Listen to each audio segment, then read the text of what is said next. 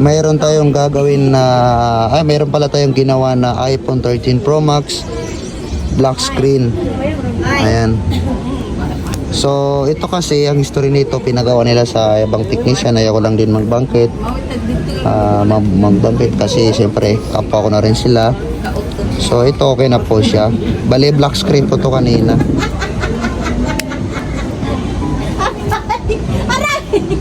Ayan guys, okay na siya guys. Dahil siyempre alam na po natin yung gagawin natin dito pag mga ganitong status. Dahil marami na po tayong nagawang ganitong status. Guys, kinabit na po natin yung mga tornilyo. Ayan. Ayan po yung ginawa natin dyan. Siyempre. Tapos, ayan po, check po muna natin kung may nagbago ba sa quality ng LCD. So far, wala naman po nagbago.